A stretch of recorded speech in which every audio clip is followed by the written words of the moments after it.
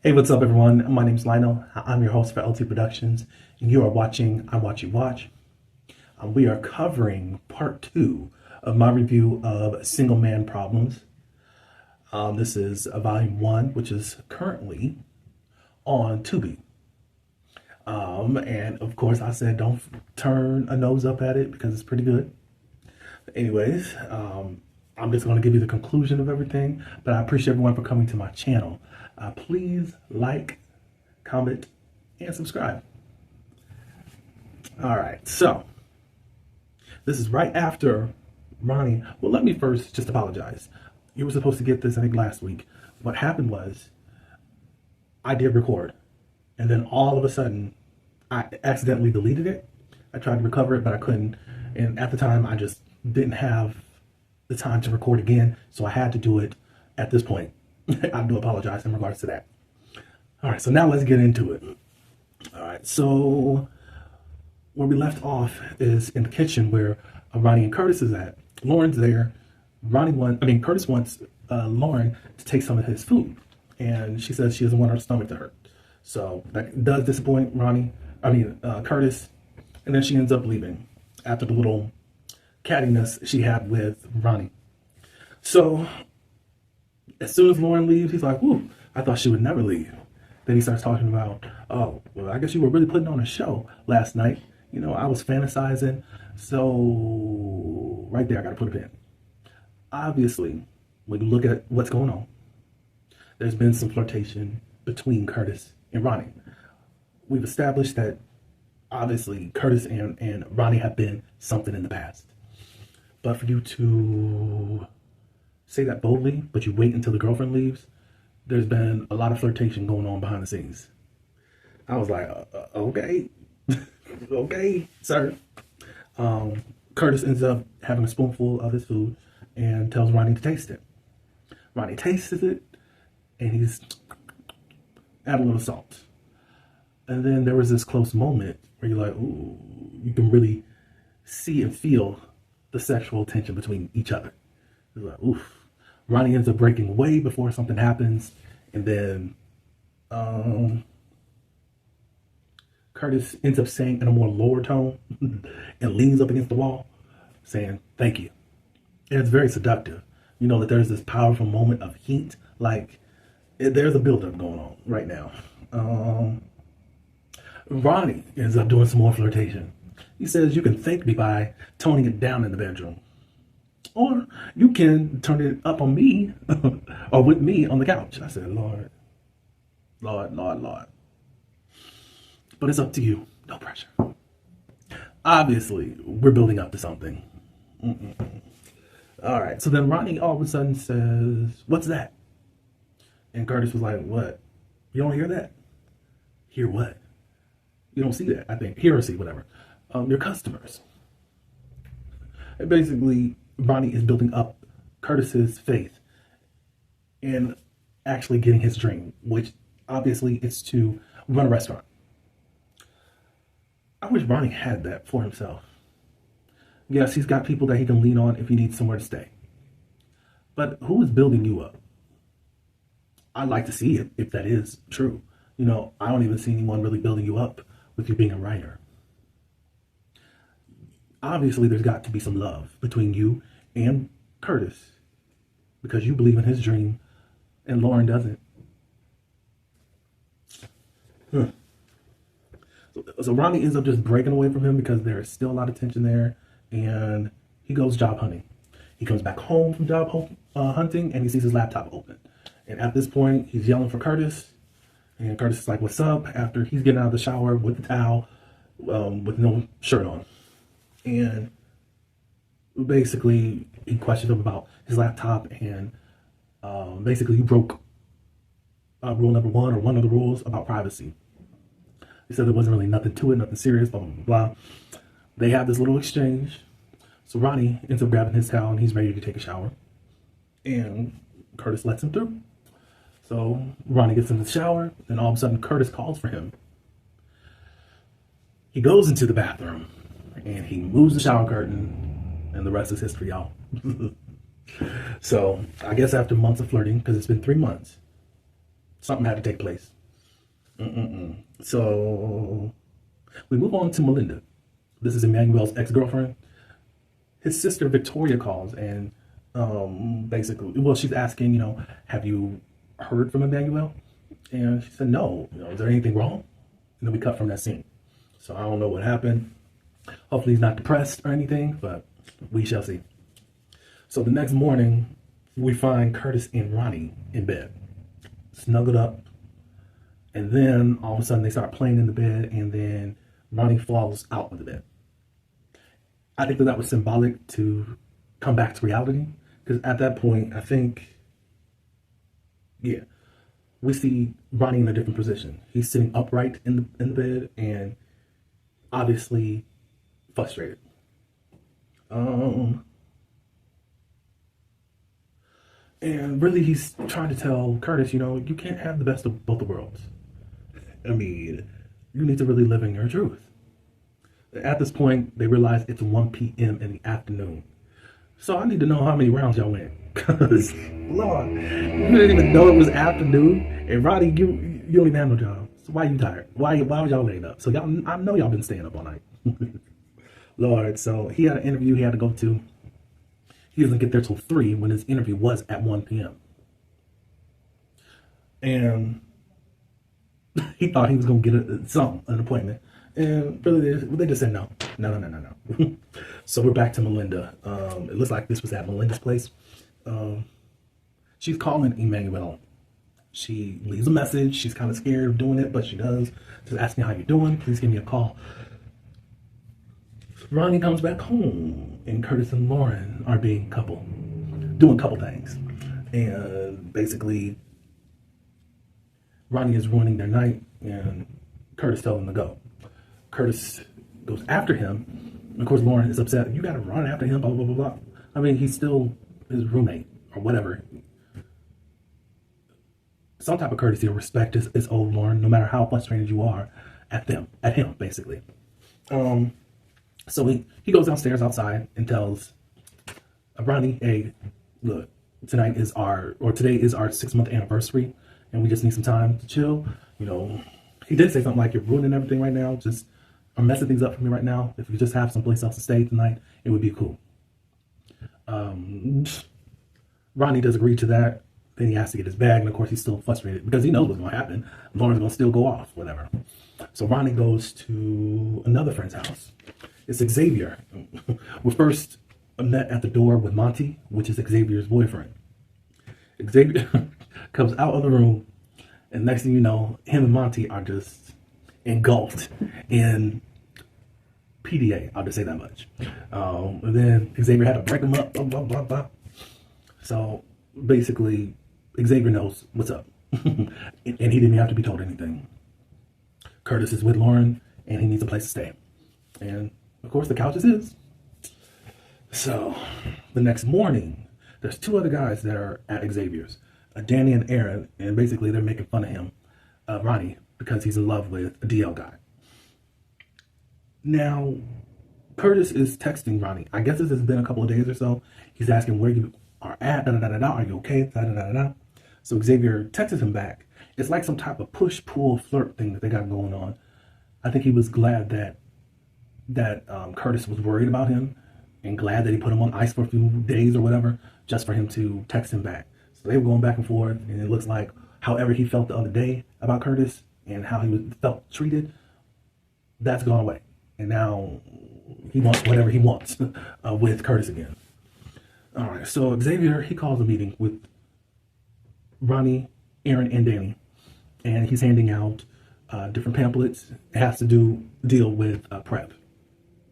In PrEP, it's medication that you can use by pill. I think there's now a patch that you can use. I think. Don't quote me on it. But basically, it is a pill that helps in reducing your chances of catching HIV up to 90%. Of course, nothing is 100% sure, but it's obviously a great chance that you will not catch HIV. How the guys were handling it, it was quite, okay, you're in your 20s, so I can understand how immature you guys are. So I didn't really take it to heart how much they were joking about it. But Xavier opens up and says that his partner, Monty, he has HIV. And he caught it from his ex. And his real speech is like, hey, I love you guys and I want you guys to be safe. So if you can get PrEP, get PrEP.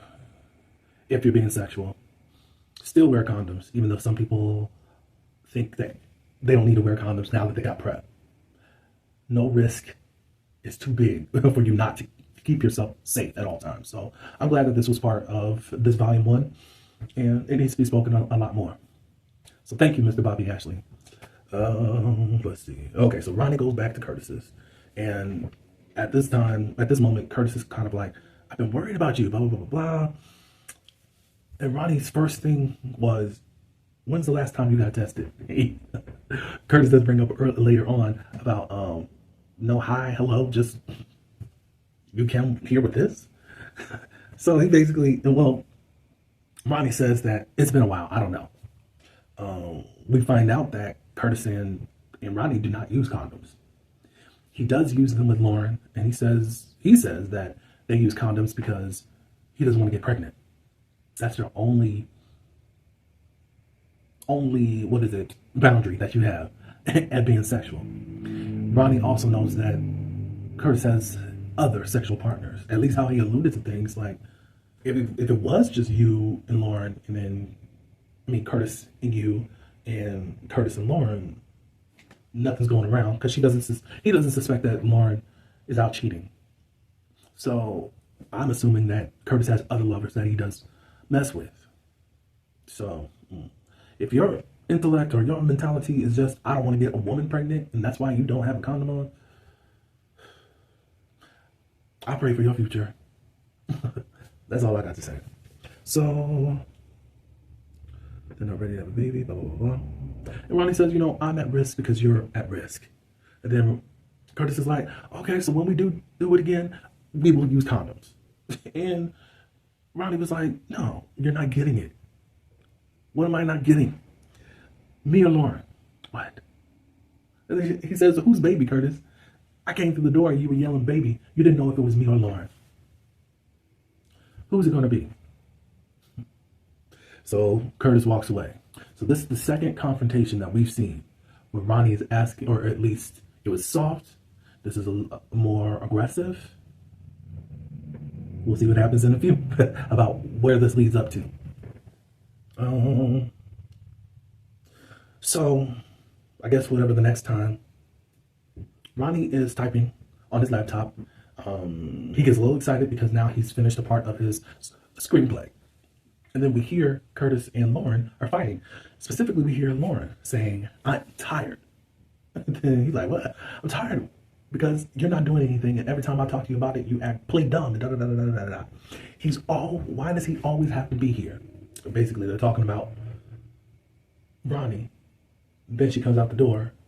And Ronnie's like, okay, I know you two are fighting over me, but what are we doing? Okay, I'll take that someplace else. And then Lauren all of a sudden comes out with, are you effing? Huh? Curtis, huh? Then Ronnie said, to be honest, I think it'll be better if I go to the library. I'm paraphrasing. But Curtis got scared because he thought he was going to say something, whatever. Then she says, well, if y'all not effing, y'all should be. So Lauren walks out the door and Curtis follows after her. So Ronnie's there. And he's like, whew, I don't know if I need to be turned on or disturbed because they were fighting over you. Sorry. I know Curtis did say that he didn't want Ronnie to be homeless and on the streets. I guess that's the part that got you turned on. Okay, so we're back at Melinda's employment. So there is this delivery guy, Lorenzo, who was flirting in a type of dirty dog way the first time. But now he's returned with the new game plan. He's upset and I'm doing all the flirting stuff, and it looks like Melinda was really liking it after she tried to act like she didn't like it.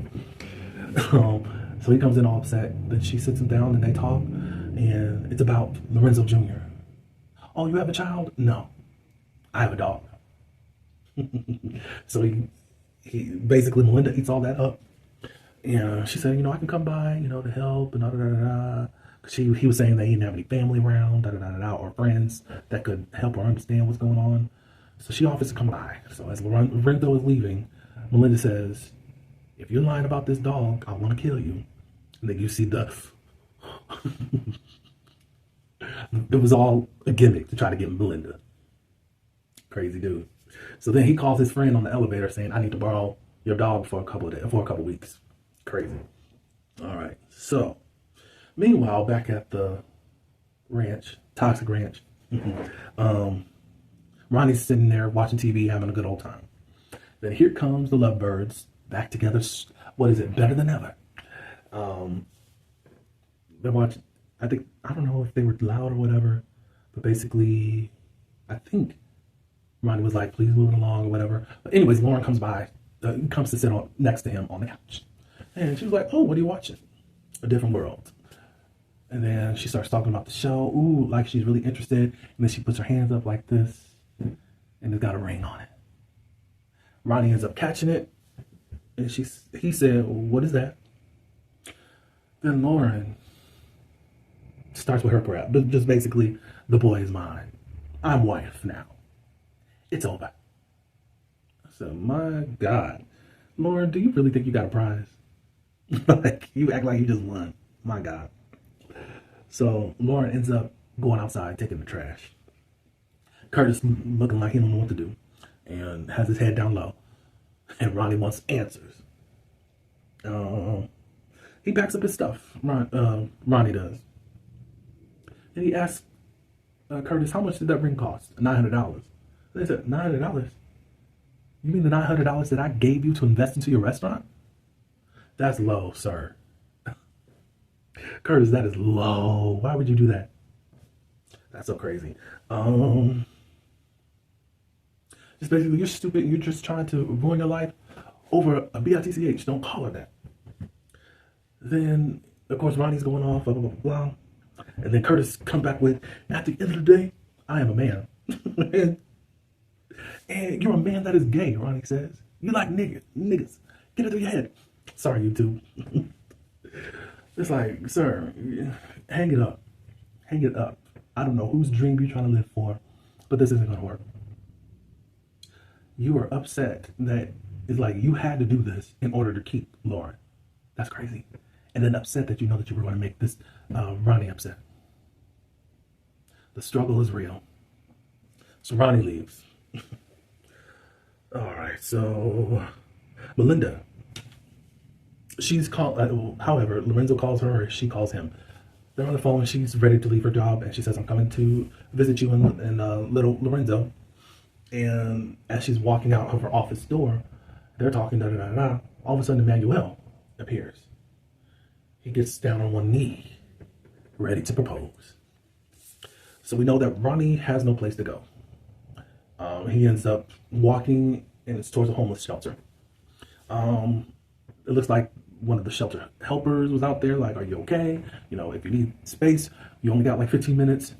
If not, we're going to be shutting the doors." It looked like first Ronnie was going to take him up on his offer, but then he said no.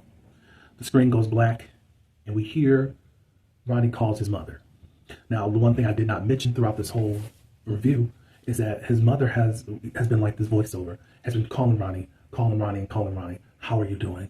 I don't like how things are left. Let's see how we can fix this, da da da da da. I heard about you not being with Emmanuel. Hopefully you're okay, da da da da da." My only guess is it has something to do with his sexuality as to why things are not well between Ronnie and his mother. But you see that he's never called her until he's gotten to his lowest. So we'll have to see what happens in volume 2. I really hope for the future. First, great job to everyone. The soundtrack, love it. Mr. Ashley, you've done a great job. I think that we need time to flesh out these characters that you have, because there's a lot of things that we kind of get I don't want to say, I guess, passive aggressive way, where it's like, oh, this is what's going on. It's like we got to guess a little bit to find out what's going on, where it's like some things just tell me outright as to what's going on, instead of kind of guessing and assuming. Yeah, so I'd like more structure in that way of storytelling in order to help us make sense of what's going on. Yes, we can figure it out, but some things we still like to be told. I mean, it was something we figured out along the way that Curtis and Ronnie had something going on. You know, like we could have known that that was his ex. We got this whole thing about with him getting picked up by Lauren, or you a family member, a cousin, whatever. No, I'm his girlfriend. Oh, girlfriend. And we still didn't really know what that meant. It wasn't until Ronnie started talking about their sexual past. It's like, so kind of those things, you know, just to make it clearer for the audience instead of all of these clutching pearl moments that don't really need to be pearl moments. Possibly that would be better for like book form as you tell the story. I don't know. But anyways, I'm looking forward to volume 2. Overall, I did like it. I loved your education on prep. I'm glad you decided to make this light because a lot of this is triggering to people. And it didn't need to be a straight drama. So thank you for adding the comedic moments in there. Bravo to you in regards to that. So hopefully you guys liked my review. I hope you guys loved volume 1. So y'all can tell me below what you think, you know. But I did enjoy what I have watched. Again, waiting for volume 2. Support all of Mr. Ashley's work and independent content creators. Until the next video, peace.